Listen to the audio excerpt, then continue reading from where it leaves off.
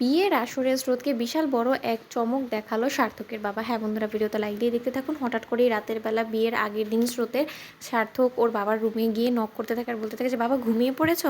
কালকে তো আবার তোমার অনুষ্ঠান বাড়ি যাওয়ার আছে, তাই না? তার আগে তোমার সাথে কিছু জরুরি কথা আমার বলার ছিল। কথা বলা মতো সার্থকের বাবা বলতে থাকে যে, না ঘুমার কোথায় হচ্ছে, আজ বাদে কাল আমার মেয়ের বিয়ে হতে চলেছে, তার কত দায়িত্ব কর্তব্য আমার উপরে, তারপরে আবার আমি আর ঘুম কোথা থেকে আসে বলতো নিশ্চিন্তে? তুই কিছু বলার জন্য এখানে এসেছিস? তখন সার্থক বলতে থাকে যে, বাবা বলার তো অনেক কিছুই ছিল, আসলে অনেক আগেই বলার উচিত ছিল, কিন্তু তার সত্ত্বেও কেন যে আমি এতদিন ধরে সময় লস করলাম সেটাই আমার মাথায় ঢুকছে না, জানো তো বাবা। তোমাকে অনেক দিন ধরে একটা কথা বলবো বলবো করে ভাবছিলাম, অনেক সংকোচ বোধ কাটানোর পর এবার অবশেষে আমি সাহস জুগিয়ে তোমার সামনে আসতে পেরেছি। এই কথা বলা মাত্র সার্থকের বাবা বলতে থাকে যে, কী হয়েছে আমাকে খুলে বলবি?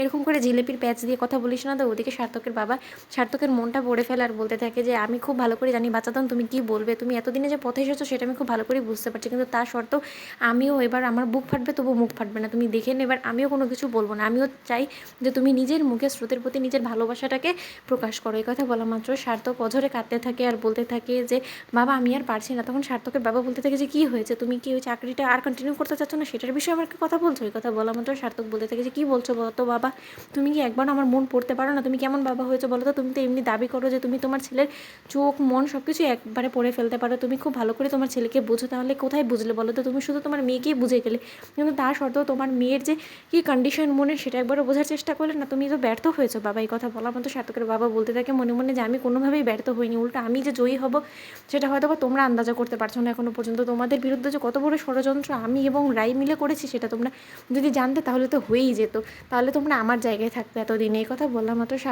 সার্থকের বাবা বলতে থাকে যে, দেখ হেয়ালি করার হলে তাহলে এখন আমাকে না হয় রেস্ট করতে দে, আর যদি তোর সত্যিকার অর্থে এখন কিছু আমাকে বলারই থাকে তাহলে তুই বলে ফেল সোজাসুজি কী বলার আছে। এই কথা বলার মতো সার্থক বলতে থাকে যে, বাবা তোমার মনে হয় না যে সৌভিকের সাথে স্রোতকে একদমই মানায় না? তখন সার্থকের বাবা বলতে থাকে যে, এটা তো আমি প্রথম দিন থেকে শুনে আসছি, তাহলে এখন নতুন কিছু বলার হলে বল, তাহলে স্রোতকে কার সাথে মানায়? তখন সার্থক বলতে থাকে যে, কেন আমি গিয়ে স্রোতের পাত্র হিসেবে খুবই খারাপ বলে মনে হয়, আমি একটাই অযোগ্য? তখন সার্থকের বাবা হাসতে থাকে আর বলতে থাকে যে, তুই বড্ড বেশি কথাটা বলে না আমাকে হাসালি, জানিস তো তুই এই কথা বলার জন্য আমি এখানে এসেছিস? ও আচ্ছা।